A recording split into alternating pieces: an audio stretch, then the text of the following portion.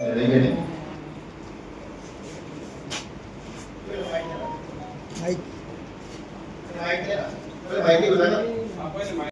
आहे की त्याला 5070 रुपये आपण पेनल्टी करतो आणि त्याला ते कनेक्शन रेग्युलर करून देतो. ह्या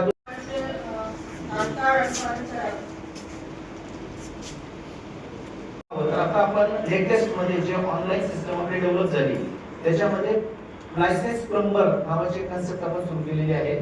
लायसन्स म्हणजे आहे तर ती लवकरच ऍक्टिव्हेट होईल. लायसन्स प्लंबर म्हणजे ते एखाद्या इंजिनियरने किंवा आयटी जसं ठेकेदाराचं रजिस्ट्रेशन असतं पीडब्ल्यूडी कडे, तसं त्यांनी आपलं प्लंबर म्हणून आपल्याकडे रजिस्ट्रेशन करावं. त्याला दर ठरवून दिले जातील आणि त्या दराने त्यांचे कनेक्शन द्यायचे. तर ती आपली लवकरच ती यंत्रणा कार्यान्वित होईल.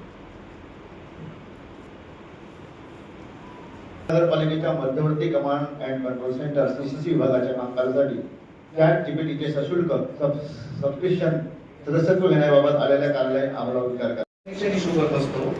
या रकमेमध्ये आपला शासकीय प्लंबर जो आहे तो आपल्या लाईनला कनेक्शन जोडून देत असतो आणि तिथपर्यंत लाईन आणण्याचं काम हे त्या कन्झ्युमरचं असतं.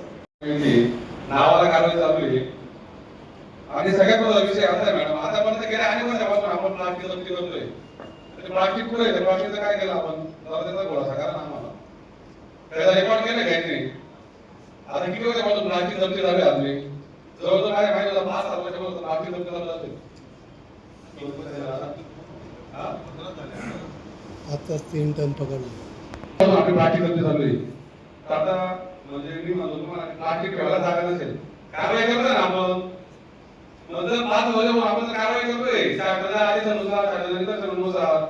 मतलब 5 वर्ष आपल्याला महानगरपालिका आपली बोलली असते प्लास्टिक ठेवायला, तर जी काही कारवाई केली असेल आपण 50 टन 200 टन 500 टन काहीतरी प्लास्टिक जमा केला असेल तर काही डिपार्टमेंट असेल ना, मग ते प्लास्टिक ठेवलं कुठे आपण?